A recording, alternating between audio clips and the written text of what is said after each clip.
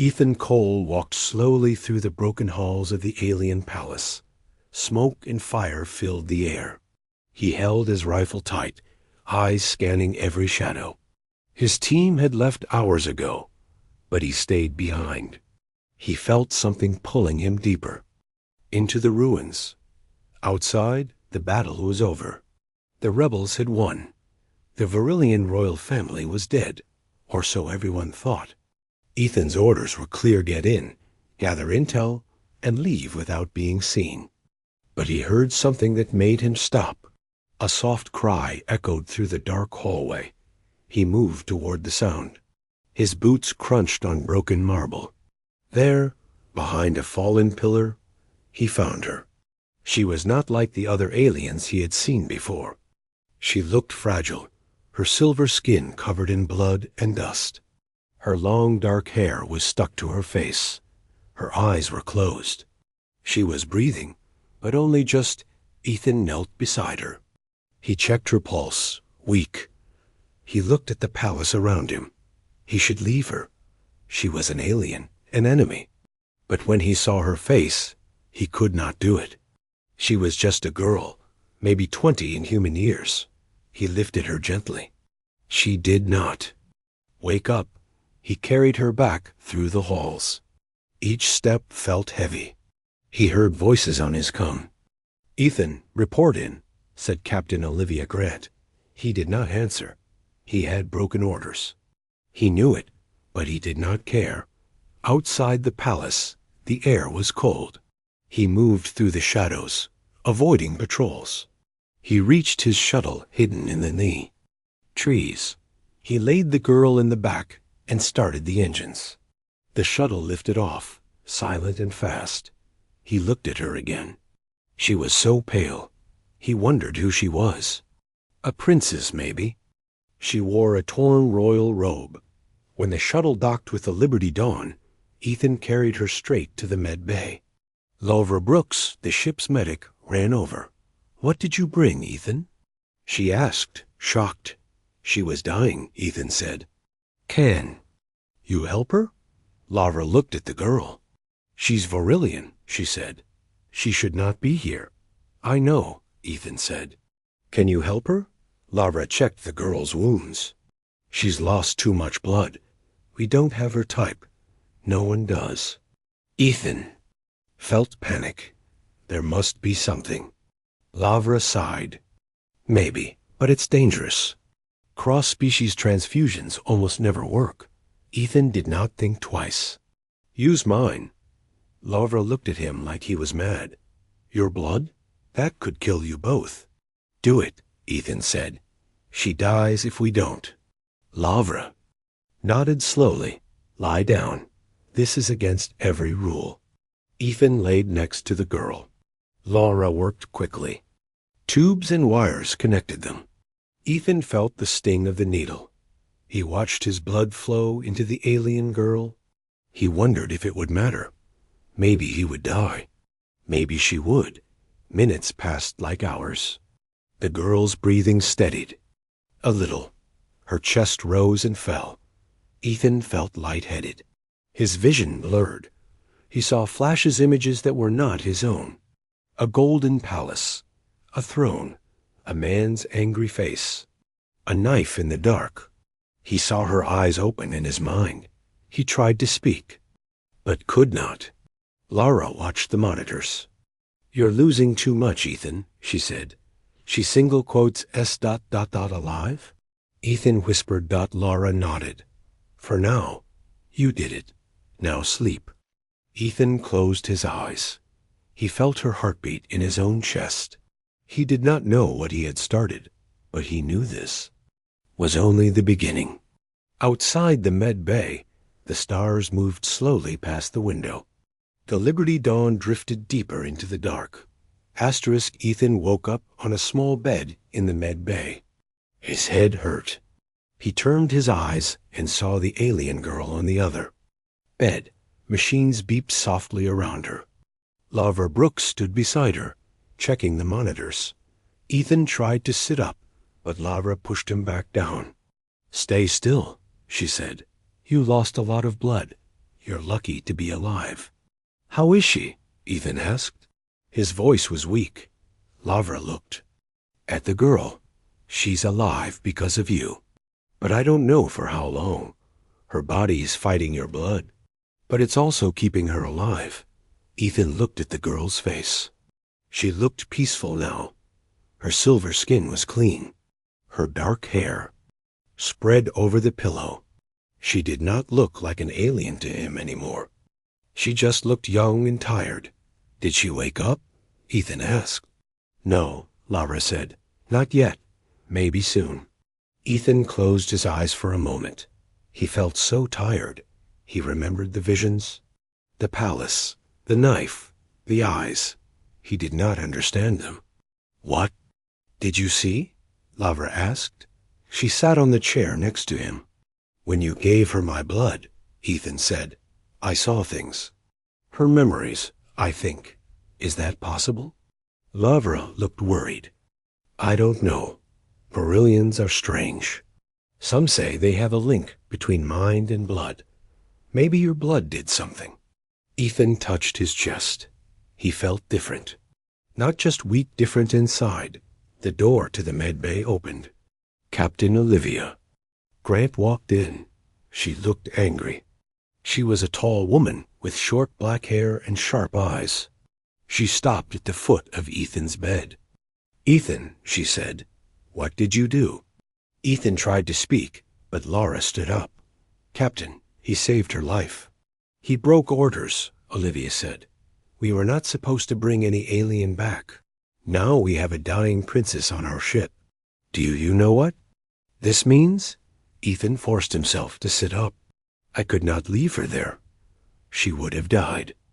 "And now we could all die," Olivia said. "The Varillian Empire will think we took her. The rebels will think we help her. We could start a war." "She was alone," Ethan said. "Someone tried to kill her, not us." Olivia looked at the alien girl. She sighed. "Does she know who did it?" "I don't know," Ethan said. "I saw things when they gave her my blood. I saw her palace, her family, and someone with a knife." Olivia raised an eyebrow. "You saw it?" "In my head," Ethan said. "It felt real." Lavra nodded. "It could be the transfusion. Their people are strange. Captain, maybe they share more than blood." Olivia rubbed her eyes. "So we have a half-dead alien princess, and now you might be linked to her mind? Wonderful." Ethan looked at the girl again. "She needs help. We can't just let her die." Olivia looked at Ethan. Her hard face softened a little. "I know you, Ethan. You're a good soldier. But this is bigger than you. If she wakes up, she might bring hope or trouble. Keep her hidden. If the crew finds out, we'll have problems." Lavra nodded. "I'll do what I can." Olivia turned to leave. "I'll handle command. But Ethan, rest. If this goes bad, you'll answer for it." Ethan nodded. Olivia left the room. Lavra checked the girl's pulse again. "Why did you do it?" Lavra asked softly. Ethan looked at the ceiling. "I don't know. I looked at her, and I just knew. I could not let her die." Hours passed. Ethan drifted in and out of sleep. Sometimes he dreamed of her palace. He saw her family laughing in gardens. He saw shadows in halls. He saw the moment someone stabbed her in the dark. When he opened his eyes, the girl was still there. She looked more alive now. Her chest rose and fell steady. Her fingers twitched. Lavra saw it too. "She might wake up soon," Lavra said. "You should sleep." Ethan stayed awake. He watched her. He wondered what she would say when she opened her eyes. Would she hate him for saving her? Would she fear him? He did not know. He only knew that somehow their fates were now one. Ethan felt the cold metal floor under his boots as he stood in the quiet hallway outside the alien princess's room. His mind was full of questions. He had given his blood to save her life. Now he wondered if he had done the right thing. He knew the risks. His commanding officer, Captain Lara Brooks, had warned him. But when he saw the princess dying on the table, he could not just stand there. Inside the room, the alien Princess Lyra lay still on the medical bed. She looked peaceful now. Her blue skin had some color again. Her breathing was slow but steady. The alien doctors worked around her, checking the machines and whispering in their language. Ethan did not understand the words, but he could guess. They were worried. Captain Brooks walked up behind Ethan. She touched his arm. Ethan turned to look at her. She looked tired. The last mission had been hard for everyone. She nodded at the door. "She is stable for now," Captain Brooks said. Her voice was soft but strong. "But no one knows what will happen next." Ethan did not speak. He felt strange. Part of him was proud. Part of him was afraid. He did not want anyone to think he made a mistake. "Why did you do it, Ethan?" Brooks asked him. Ethan looked at the door. He thought about Lyra's eyes when she opened them for a moment before falling back to sleep. She was scared. She was alone. He knew that feeling. "I could not let her die," Ethan said. "She trusted us when her own guards left her behind. I had to do something." Brooks sighed. "I know you did what you thought was right. But you gave alien doctors human blood. No one knows what that will do to her, or to you." Ethan nodded. "I know, ma'am." Brooks put her hand on his shoulder. "Get some rest, soldier. We may have bigger problems soon." Ethan watched her leave. He stood alone in the hallway for a long time. He looked at the small window in the door. He could see Lyra's face. She was young, maybe his age. She looked peaceful now, but he knew peace did not last long in space. He went to his room. The ship felt empty tonight. The hum of the engines was soft. He sat on his bed and looked at his arm. The place where they took his blood was covered with a small bandage. It looked normal. He did not feel sick, but deep inside he wondered if he would feel something different tomorrow. A soft knock came at his door. He opened it. It was Dr. Megan Lewis, the ship's medical officer. She was holding a small scanner. "Ethan, I need to check you," she said. Ethan sat on the edge of his bed while Dr. Lewis checked his pulse, his eyes, his blood pressure. She looked serious. "How do you feel?" she asked. "I feel fine," Ethan said. "No headache, no pain." Dr. Lewis nodded but did not smile. She put the scanner down.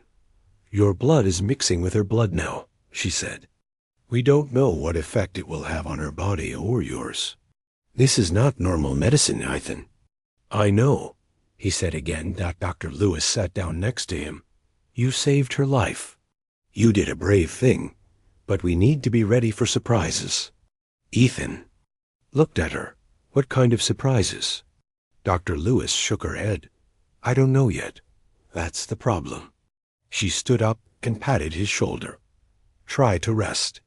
I will check on you again in the morning." After she left, Ethan lay back on his bed. He stared at the ceiling. He thought about Lyra. He thought about the last battle. He thought about the noise, the fire, the alien ships that came out of nowhere. He thought about how Lyra's guards ran when the enemy boarded their ship. Only she stayed behind. He found her hiding behind a broken wall, bleeding, scared, and alone. He did not know what tomorrow would bring. But he knew one thing. He would not run away. Not like her guards. Not like the enemies who left their wounded behind. Hours passed. Ethan did not sleep. He closed his eyes, but his mind was too busy. He heard the small sounds of the ship around him. A beep from the hallway. The low rumble of the engines. The hiss of air moving through the vents. Suddenly, the door chime rang. Again, Ethan opened his eyes. He got up and opened the door. It was not Dr. Lewis this time. It was Captain Brooks again. She looked worried. "Ethan, "Come with me," she said. He followed her through the ship's metal halls. They passed soldiers standing at guard. They passed engineers fixing pipes and wires. Everyone looked at Ethan. Some whispered. He knew what they were thinking. Some thought he was a hero. Some thought he was a fool. They reached the medical bay. Dr. Lewis was there. So were the alien doctors. Lyra was awake now. She sat up in her bed. Her blue eyes were open wide. She looked right at Ethan when he walked in. Lyra spoke. Her voice was soft and shaky, but it was strong enough. She said something in her language. One of the alien doctors translated. She wants to see the warrior. The doctor said. Ethan stepped closer. He could see that Lyra's eyes were different now. The color was brighter. She looked stronger than before. She raised her hand. Ethan took it. Her skin was warm, warmer than before, warmer than it should be. She spoke again. The doctor translated. She says she feels different. Ethan looked at Dr. Lewis. Dr. Lewis looked back at him. There was worry in her eyes. Different. How? Dr. Lewis asked. The alien doctors spoke in their language with Lyra. Then he turned back. She feels stronger. Her wounds are healing fast, faster than we expected. Ethan felt a chill run down his back. He remembered what Dr. Lewis said about surprises. Lyra squeezed Ethan's hand. She looked deep into his eyes. For a moment, Ethan felt like something inside him answered her. Like there was a connection he could not explain. Captain Brooks stepped closer. She spoke in a low voice. This is only the beginning, Ethan. Whatever you did, it changed something. In her, maybe in you too. Ethan did not know what to say. He just held Lyra's hand. Her eyes stayed on his. For the first time since the battle, he did not feel afraid. Ethan sat by Lyra's bed while the ship moved through the silent dark of space. He stayed close to her because she asked him to stay. She did not say much, but she held his hand often. Every time she did, Ethan felt something warm move through his skin, like a small spark of light inside him. Dr. Lewis checked Lyra every few hours. She watched the screens and the strange alien machines. The alien doctors spoke with Dr. Lewis in low voices. They looked worried and surprised at the same time. Sometimes they glanced at Ethan, like he was also a patient they could not understand. Ethan did not like sitting still. He was a fighter, not a nurse. But when he looked at Lyra's eyes, he stayed. He remembered when he found her bleeding in the ruins of her ship. She had looked so weak then. Now she looked stronger every hour. The cuts on her arms were almost gone. Her breathing was normal. Her voice, when she spoke, was soft but clear. Late at night, Ethan stepped into the hallway to stretch his legs. He leaned against the cold wall and rubbed his eyes. He had not slept much in days. Captain Brooks found him there. She carried a cup of coffee. She handed it to him. "You look dead on your feet, Ethan," Brooks said. He smiled a little. "Not dead yet, Captain." Brooks stood beside him and looked through the small window into Lyra's room. The blue lights made Lyra's skin glow. She looked like something from a story too bright for a warship full of steel and guns.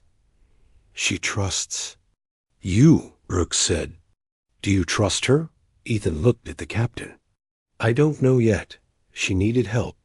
I helped her. Now she's awake and getting stronger. I think she means no harm." Brooks took a sip of her coffee. "Her people might not see it that way. Her family might think we changed her on purpose. That could cause trouble, Ethan. Big trouble." Ethan looked down the hall. He thought about the princess's people. He had only seen them from far away, strange tall figures in metal armor with eyes like stars. They spoke little and trusted no one. That was before the battle, before they left Lyra behind. "Do you think she'd turn on us?" Ethan asked. Brooks shook her head. "I don't know. But we need to be ready for anything. She's not just a girl anymore. She's their future queen. And now she has human blood inside her. Ethan did not have an answer for that. He finished the coffee and handed the cup back to Brooks. "I'll keep an eye on her," he said. Brooks gave him a small smile. "I know you will." When Ethan went back into the room, Lyra was sitting up. She looked at him with bright eyes that almost glowed in the soft light. She spoke a word in her language. The alien doctor standing near her translated. "She wants you to sit," he said. Ethan sat beside her bed again. Lyra reached for his hand. Her fingers were warm. She closed her eyes for a moment. When she opened them, her lips moved slowly as she spoke one word in English.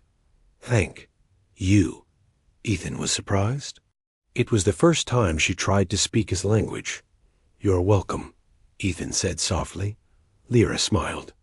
It was small, but real. She leaned back against the pillows. The alien doctor whispered something to her. She answered in her soft voice. The doctor turned to Ethan. "She says she dreams of your home. She sees green trees and wide blue skies." Ethan blinked. How could she see that? He thought about his home on Earth. He had not been back in years. Maybe something in his blood showed her memories. Maybe it was just the medicine. He did not know. "Tell her it's beautiful," Ethan said. "Tell her I hope she can see it. For real one day." The doctor translated. Lyra looked at Ethan. She nodded. Hours passed like that. Ethan dozed in the chair next to her. Sometimes he woke to find Lyra watching him with those bright eyes. She looked at him like she was trying to read his mind. Then the alarms went off. A soft red light filled the hallway outside. Ethan jumped up. Dr. Lewis ran in. She checked the machines. Lyra sat up straight, breathing fast. Her skin glowed brighter. Ethan woke up to the sound of soft alarms. He opened his eyes and saw Lyra still asleep beside him. Her head rested on his shoulder. The warm glow under her skin was calm now. For a moment, he almost forgot they were on a warship in deep space. He heard voices in the hallway. He stood up slowly, careful not to wake Lyra. He stepped outside and saw Captain Brooks talking to Dr. Lewis. They both looked worried. "What's wrong?" Ethan asked. Brooks looked at him. "Someone sent a message from this ship. A secret message. We found it on the security logs. It went to Rebel Space." Ethan felt anger in his chest. "Who?" Brooks shook her head. "We don't know yet. But they know we have Lyra. They know she's alive." Dr. Lewis crossed her arms. "If the rebels know, they'll come for her. Or worse, they'll tell the Virillian royal court lies to make them think we kidnapped her." Ethan looked back. At the door, Lyra was safe for now, but for how long? He turned to Brooks. "We have to find the traitor." Brooks nodded. "We will, but we have another problem." The message said, "We're headed for Virillian space." If they know that, they can plan an ambush. Ethan felt his blood run cold. He knew the rebels would do anything to stop Lyra from reaching her throne. They would rather see her dead than alive. Brooks spoke in a low voice. "I'm moving Lyra to a secure room. Only you, me, and Dr. Lewis will know where she is. If the traitor comes for her, they'll have to go through you." Ethan nodded. "Good. I'll be ready." They moved Lyra that same hour. She woke up. When Ethan lifted her in his arms, she did not ask questions. She just looked at his face and held his hand. He carried her to a small hidden room deep inside the ship. It was once an old storage bay. Now it was her safe place. Dr. Lewis set up medical gear inside. A small bed, a few machines, and a locked door. Lyra sat on the bed and looked around. She did not complain. She looked at Ethan and smiled weakly. "Safe?" she asked. Ethan nodded. "Safe." Lyra reached out and touched his chest with her palm. He felt that spark again. It made him feel strong. Like her touch gave him new life every time. "Thank you," she whispered. Ethan stayed with her while Dr. Lewis ran checks on the machines.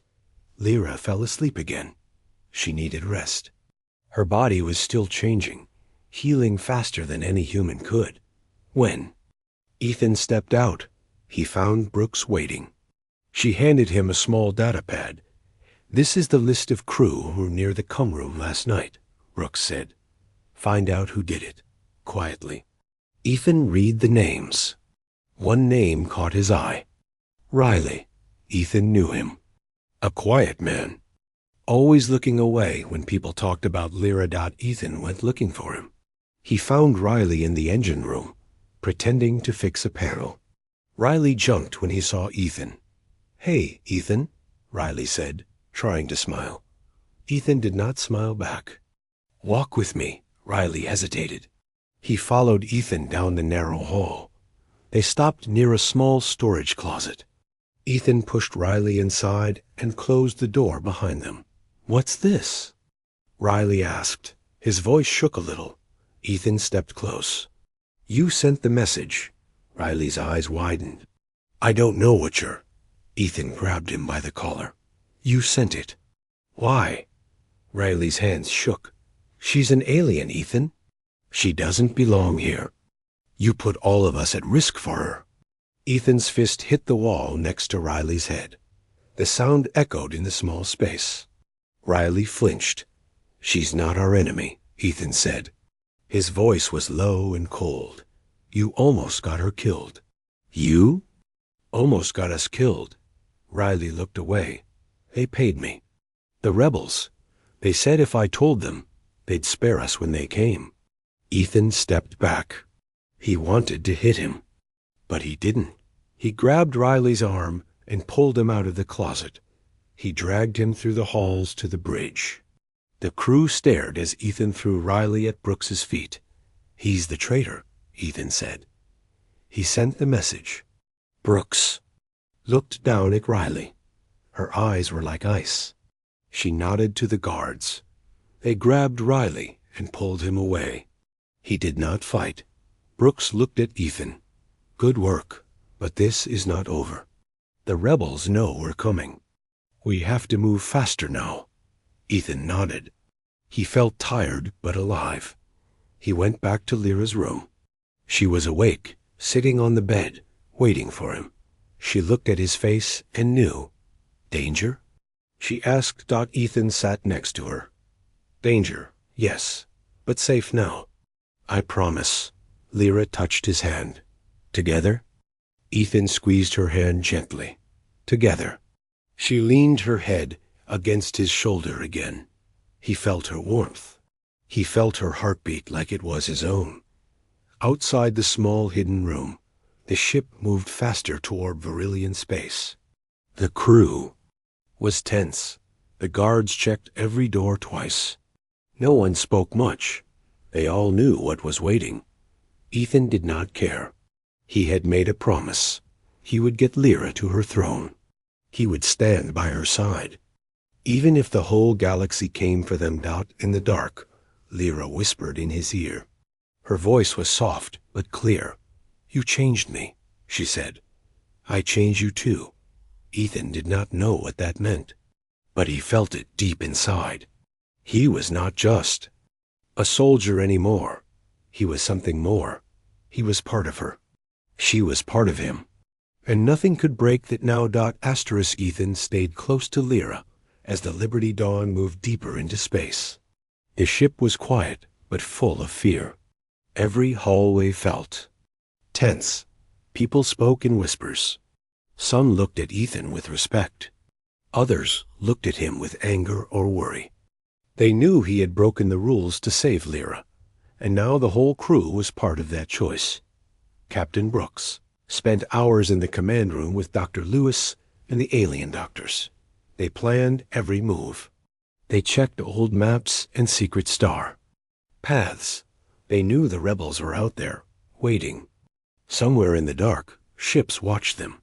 Lyra's safe room was hidden deep in the lower decks. Only Ethan, Brooks, and Dr. Lewis knew where she was.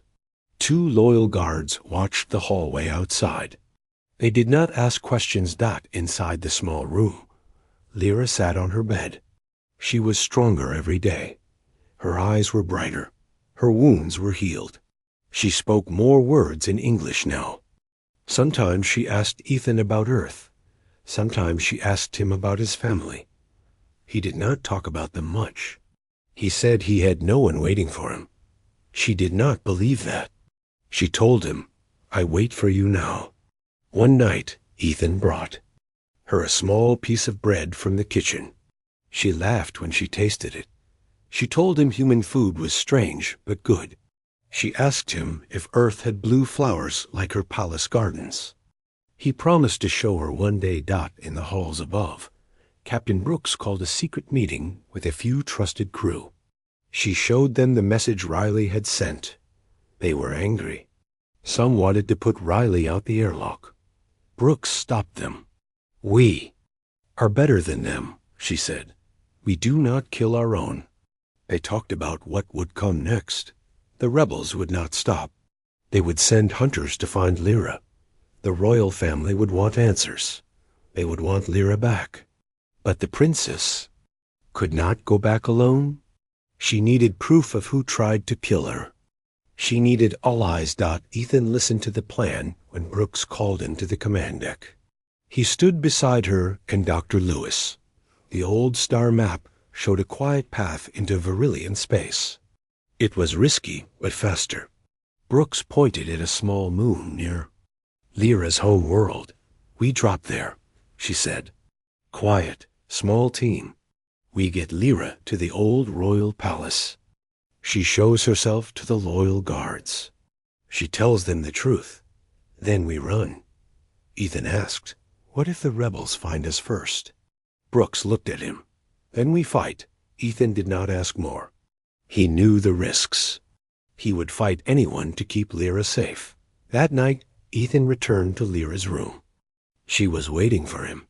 She looked calm, but her eyes were worried. She held his hand as he sat beside her. She asked, "You trust me?" Ethan said, "Yes," she said. "I trust you too." She closed her eyes and put her forehead against his. For a moment, he felt her thoughts inside his head. It was like a soft voice whispering. He saw the gardens again. He saw her people's faces. He saw the knife in the dark. He felt her fear, her hope, her promise. When she pulled back, she smiled. "I am ready," she said softly. Ethan knew she meant it. She was not just a princess now. She was something stronger. Dr. Lewis checked on them the next day. She looked at Lyra's eyes, her skin, her heartbeat. She whispered to Ethan, "She is changing. Part of you is in her now. She is stronger than before." Ethan asked, "Am I changing too?" Dr. Lewis paused. "Maybe. Do you feel different?" He thought about it. "I feel connected, like her thoughts touch mine." Dr. Lewis nodded. "Stay close to her. It might help her stay calm when we land." The next day, Captain Brooks called Ethan to the flight deck. The ship was close to the drop point. A small shuttle would take Ethan, Lyra, and 2 guards down to the moon's surface. They would move at night. No big lights.